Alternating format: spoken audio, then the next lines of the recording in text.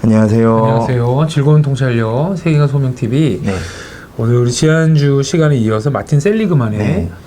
학습된 낙관주의. 네. 우리 지난번에 썸네일을 학습된 낙관주의, 학습된 무기력에 네. 대한 얘기가 갔는데 네. 지난번 다루었던 걸 간단히 요약한다면 네. 쉽게 얘기하면 무기력과 이 낙관주의가 거의 학습이 된다는 거죠. 학습이 된다는 거죠. 성품적인 요인보다는 네. 그렇게 배우고 또 그렇게 학습했기 때문에 네. 반응하더라. 네, 그렇죠. 를 했던 것 같아요. 네. 그래서 오히려 이 셀리그만 자체는 이제 긍정심리학이라는 거대한 곳에 들어가는 네. 한 부류인데 네. 이 학습 낙관주의가 네. 원래는 우울증을 연구했던 분인데 초창기는 초창기 그렇죠. 때는 네. 그래서 우울증이 거의 그것도 무기력도 학습되더라. 네, 네.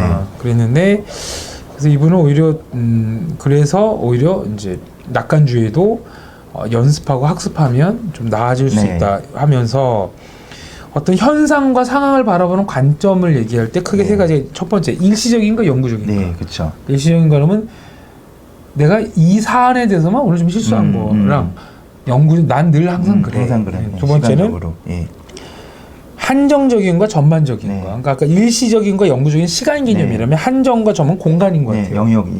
그러니까 내가 나는 모든 영역에서 다 이 모양이야가 아니라 요거에 대해서 내가 좀 실수한 거지 이렇게 생각하라는 거고 그다음에 통제 가능한 것인가 통제 불가능한 것인가 이건 뭐죠? 그러니까 요즘에 통제가 그러니까 일어났던 어떤 실수에 대해서 내가 할 수 있는 게 하나도 없다. 하나도 예, 없다라고 없다. 하면 진짜 더 우울할 수밖에 없네요. 그 중에서 요건 좀 어려웠지만 요런 부분은 내가 좀 통제할 수 있지 않을까라고 하는 부분. 그러니까 벌어진 상황에 대해서 너무 그걸 다 영구적으로 본다든지 그다음에 전반적으로 본다든지 그다음에 내가 통제할 수 있는 게 하나도 없어. 그럼 진짜 우울이 빠지겠네요. 그렇죠. 그죠? 예. 빠지겠네요. 근데 일반적으로 우울증이나 좀 비관주의에 잘 빠지시는 분들이 이런 어떤 생각의 틀이 좀 강하다는 얘기를 하는 거죠. 그러면서 지난번에 말씀하셨던 것은 상황과 생각과 반응을 얘기하신 것 같아요. 그래서 상황이 있고 그 상황에 대한 어떤 생각과 반응인데 상황은 바꿀 수 없는데 그렇죠.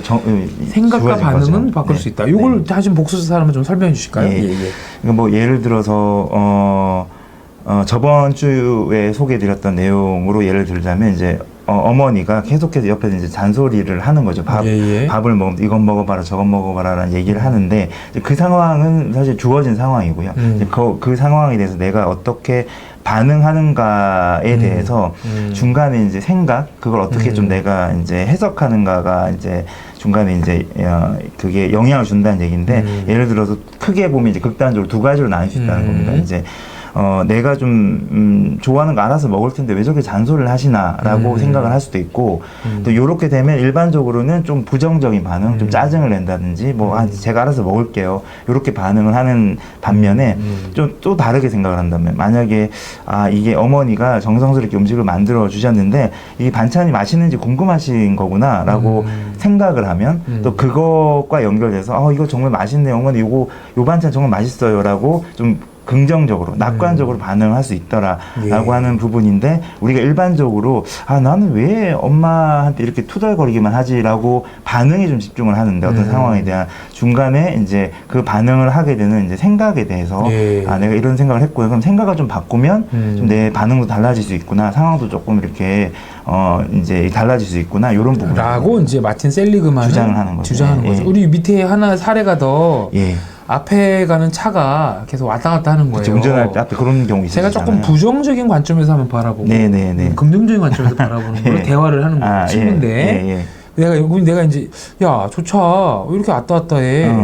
좀 핸드폰 하면서 가는 거 아니야? 라고 저는 그 상황을 그렇게 보면 저는 이제 이렇게 얘기했었죠. 근데 혹시 저 사람 어디 아픈 거 아니야? 혹시 아파서 저리 왔다 갔다 할 수도 있잖아. 다르게 보는 거예요. 그렇죠. 똑같은 상황인데. 나는 저 사람 핸드폰 하니까 좀 운전에 집중 못하니까 이런 게 아니야 하니까 당연히 다 저렇게 핸드폰 하는 사람들은 벌금을 왕창 물어줘. 다시는 저거 못하게 해 이렇게 보는데 착한 친구는 착한 친구. 그렇죠. 예를 든 겁니다. 제가 착한 건 아니고 이제 그걸 또 설명을 해서 착하다면 되지. 이제 혹시 저 사람이 어디 아픈 걸 수도 있으니까 우리가 한번 옆으로 가서 이 사람이 지금 어떤지 한번 확인을 해봐야 되는 거 아닌가? 이렇게 얘기를 하시는 그래? 확인해봐? 그럼 확인한 다음에 벌금을 묻자. 이렇게 해서 일관되게 계속 나는 안 좋게 볼 수도 있고. 저는 이거 와닿습니다. 와닿아요. 그러니까 똑같은 현상을 봐도 꼭 이상하게 보려는 사람들이 있고 또 한편으로는 그래도 네. 좀 긍정적으로 그렇죠. 보는데 네. 요 패턴이 네. 학습을 통해 이루어진다는 거죠. 예. 그래서 이거에 대해서 우리 이항 실장님이 네. 지난번에 학습 낙관주의 학습의 무기력에 네. 좀 비교적 네. 자세히 설명했다면 네, 네. 오늘은 이렇다는 걸 전제하고 네. 우리가 오늘 좀 비판 내지는 네, 네, 네. 비판이라고 해서 꼭 뭘 이상하게 본다는 게 아니라 네, 좀 네. 어떻게 볼까? 네. 과연 그러한가? 네, 네, 그렇죠. 현실은 어떨까? 네. 이런 거 좀 같이 보면 좋겠는데 네, 네. 찾아오신 거 한번 쭉 얘기해 네, 주실 것 네. 같은데 예, 예. 그 한 5개 정도 네, 한번 예, 생각을 예. 해봤는데요. 이제 첫 번째가 과연 생각의 변화만으로 인간이 긍정적으로 바뀔 수 있는가에 대한 이제 의문인데요. 예, 예.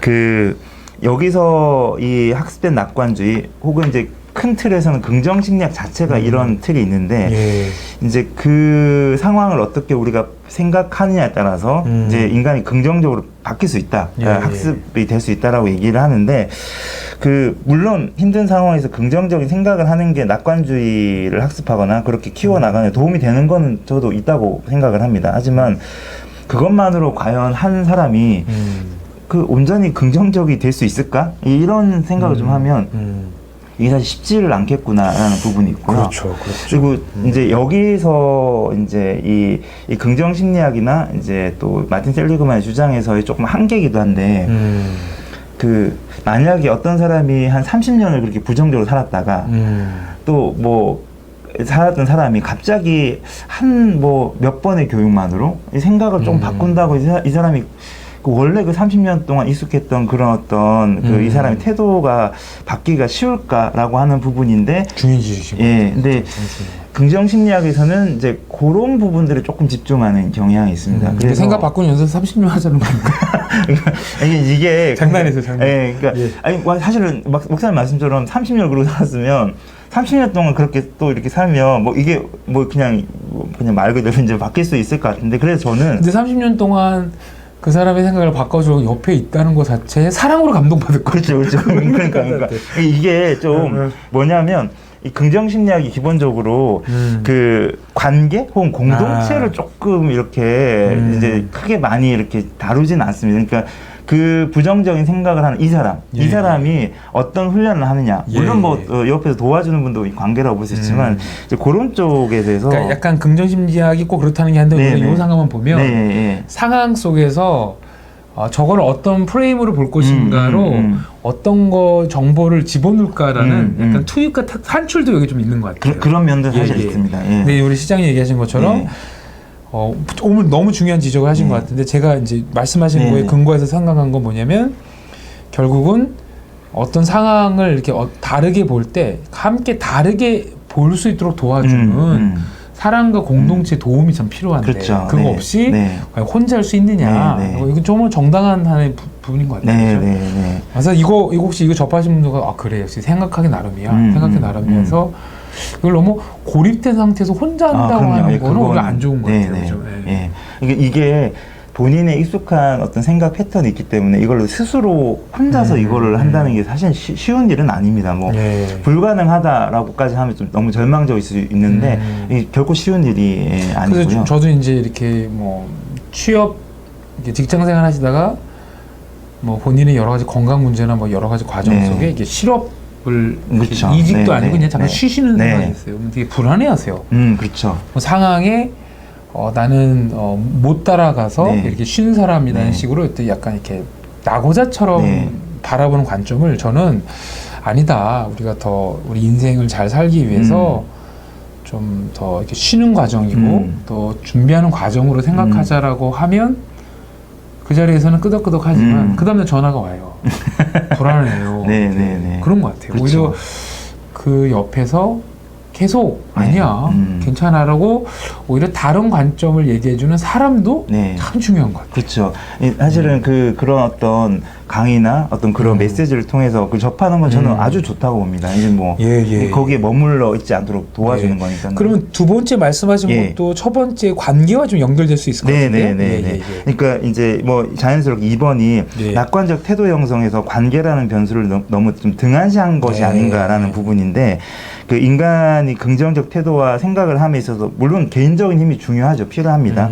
하지만 그것만큼 관계와 공동체 속에서는 위로와 격려 혹은 또 다른 어떤 관점의 제시 이런 부분들이 아주 큰 영향을 준다라고 생각을 하고요. 이 지점은 그 긍정심리학이 가지고 있는 약간 그 일종의 그 탄생의 어떤 그런 좀 부분과 좀 연결되어 있는데 긍정심리학은 기본적으로 인지심리학적인 배경을 가지고 출발한 아까 말 인지, 인지 생각을 뭘 인식하냐. 예. 근데 이제 긍정심리학이 인간을 다 그렇게 보지는 않지만 인지심리학이라는 이 영역은 기본적으로 인간을 약간 컴퓨터와 좀 유사하게 보는. 그러니까 이게 컴퓨터가 한참 발전했던 그 시기와 인지심리학이 성장했던 시기가 좀 맞물리거든요. 그러니까 데이터를 이렇게 두면 그렇죠. 생각할 거다.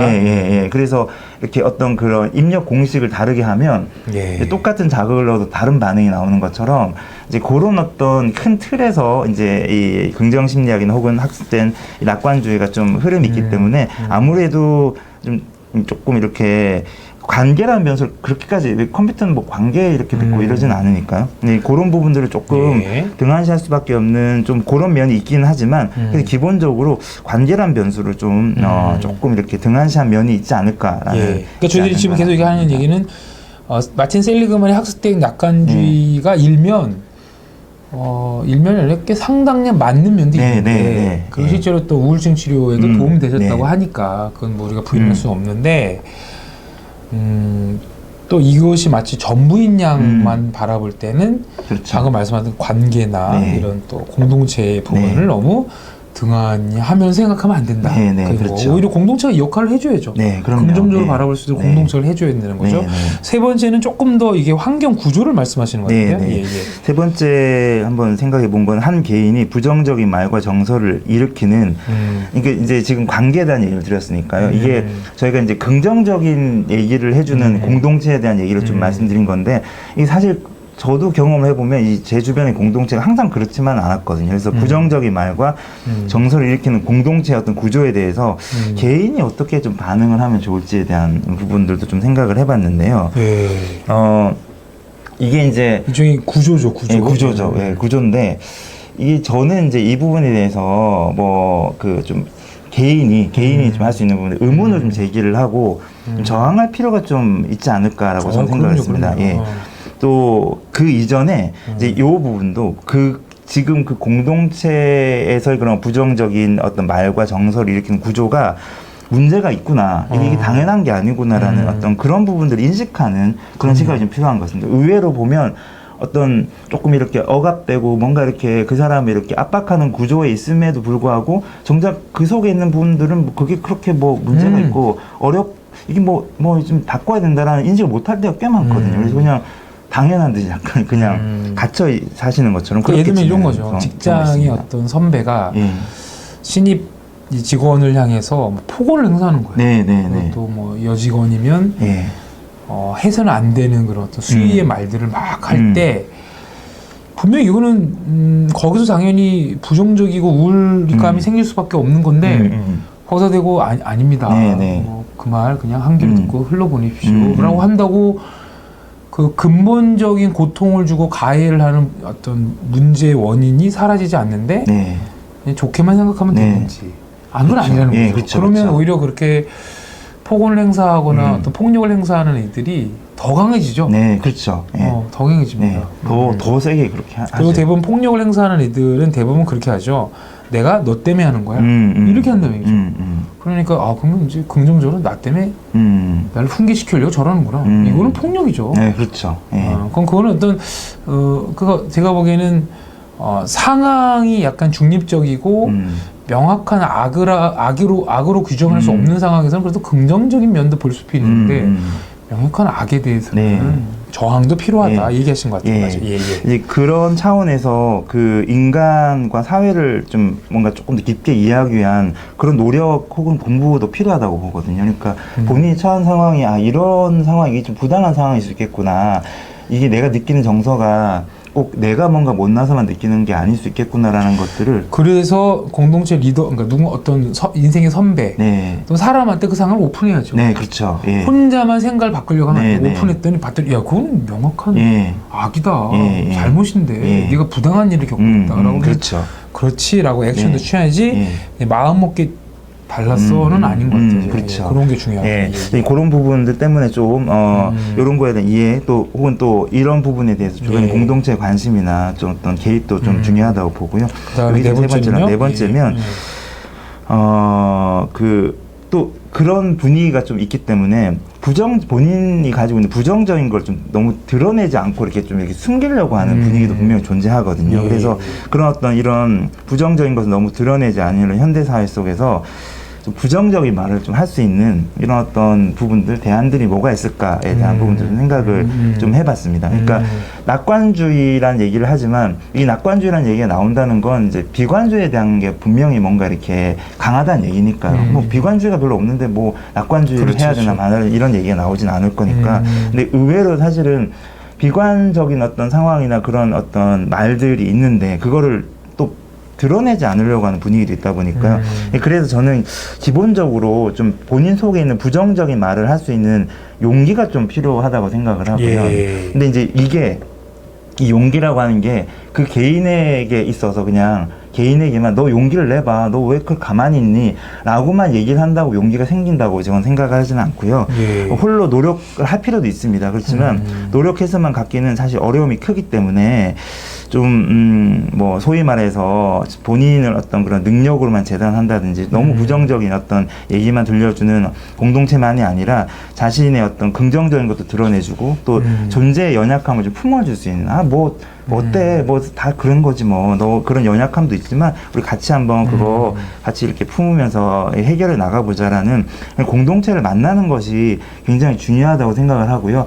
제가 이 생각을 하면서 사실은 이 지점이 교회의 뭐 유일한 역할은 아닐 수 있겠지만 굉장히 중요한 역할이라고 생각을 하고요.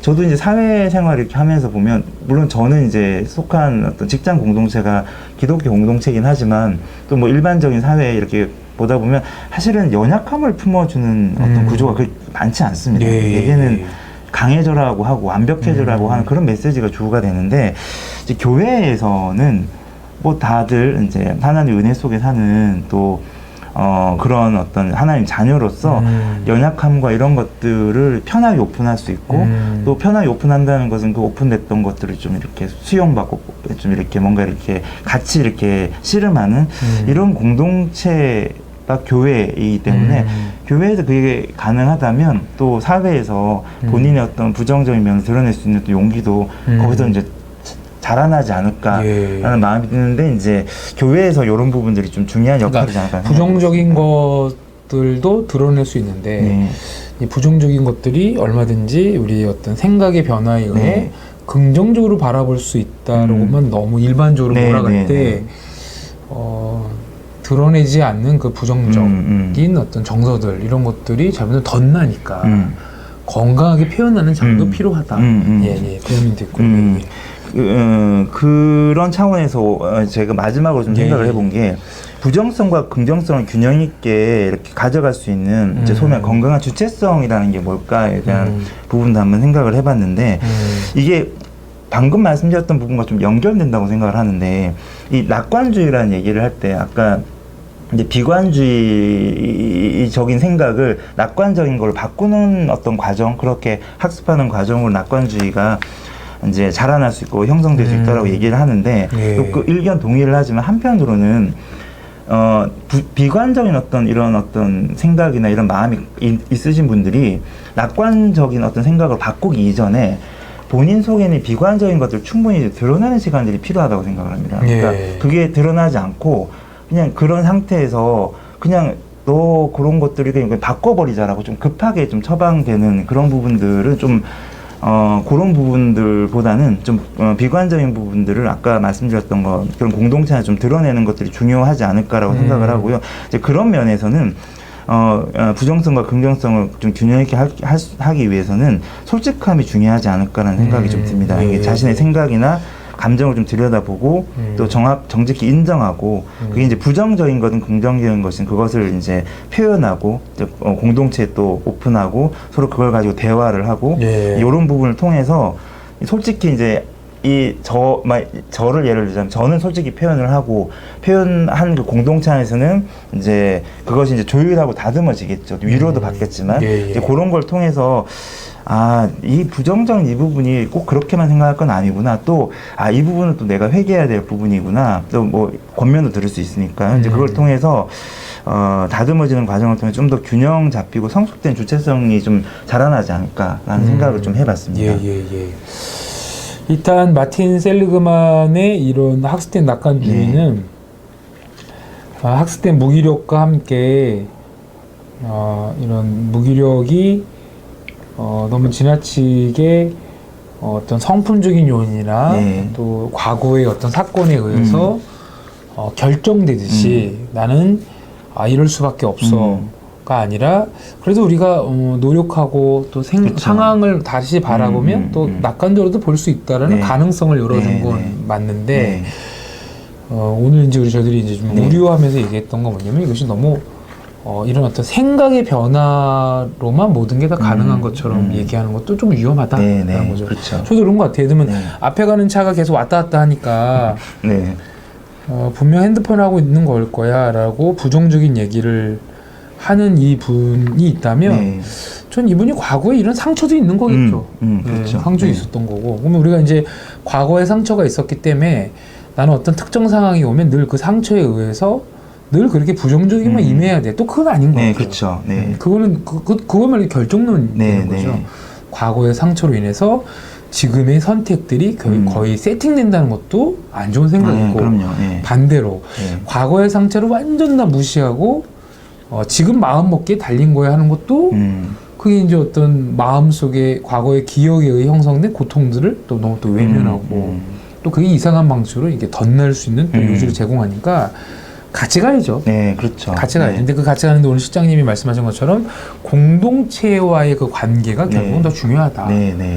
그런 관계 속에서 생각에 대한 변화도 훈련받을 수 있고 또 이게 생각을 변화시키는 잘 안 되는 자기 속에 있는 그런 고뇌도 또 대화하면서 점진적으로 건강해지는 과정이 아닌가 싶어서 부연을 하자면은 뭐 긴 거는 아니고요. 말씀하신 것처럼 그 생각을 바꾸는 걸로 이렇게 긍정적으로 달라질 수 있는 정도의 어떤 수준이 있는 것 같습니다. 그렇죠. 그런 거 말씀하신 것처럼 상처와 연결되는 건 조금 얘기가 좀 다른 것 같은데 그냥 내가 잘못 생각했네 정도로 내가 누군가 얘기를 듣거나 다른 관점 접함으로 그렇네 라고 바뀔 수 있는 영역이 분명히 존재하는 것 같고요. 근데 지금 말씀하신 것처럼 이제 본인의 어떤 상처와 연결되는 지점은 그걸 몰라서 못하는 거가 아닌 경우가 꽤 있거든요. 뭐 그런 것도 있지만 알지만 안 되는 경우가 꽤 많은데 이제 그런 때는 생각을 바꾸는 것도 물론 뭐 도움이 되지만 그 상처를 좀 이렇게 수용받고 좀 위로받고 그런 과정 중에 이 상처가 좀 자연스럽게 조금 본인 속에 소화가 되면 자연스럽게 생각이 바뀌어가는 흐름들이 좀 생길 수 있는 것 같고요. 그래서 이제 긍정 심리학이 기본적으로는 조금 이렇게 상처가 좀 덜한, 그러니까 덜하다는 표현이 좀 그런데, 요런 분들에 대해서 생각을 바꾸는 쪽으로 효과적이다는 얘기도 많이 하긴 합니다. 그래서 코칭 쪽으로 많이 사용되는 부분이고요. 저희들이 뭐, 다뤄주신 모든 심리 이론을 보면, 이게 이제 초콜릿 심리학이죠. 그러니까 어느 정도는 드셔도 좋은데, 그걸 주식으로 삼으면 큰일 나는. 이거 막 상처 있고 막 그것 때문에 고통받고 있는 사람한테 네가 생각을 그렇게 하니까 생각을 네가 그러니까. 근데 의외로 그런 접근들이 많습니다. 그렇죠. 교회에서도 많고. 그리고 생각하기 나름이지. 이렇게 하는데 이게 명백한 폭력 앞에도 그렇게 생각해야 되는 건가? 고통이 너무 많은 것 같아요. 근데 초콜릿 심리학이네요, 진짜.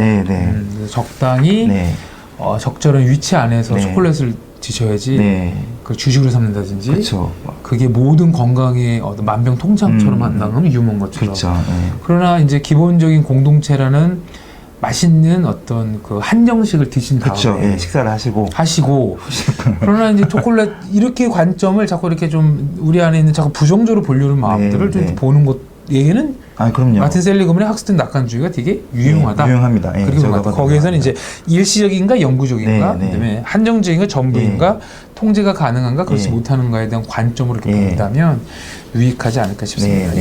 지난 시간에 이어서 마틴 셀리그만의 학습된 낙관주의, 오늘 조금 더 이런 이분이 기여했던 게 있지만 오늘 또 어떻게 좀 더 보면 좋을지를 오늘 좀 우리가 크리스찬으로서 좀 더 살펴본 것 같습니다.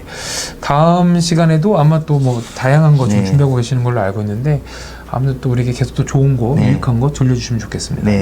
오늘 여기까지 할까요? 네, 감사합니다. 오늘 우리 마틴 셀리그만의 학습된 낙관주의, 초콜릿 심리학 이렇게 마치도록 하겠습니다. 감사합니다. 감사합니다.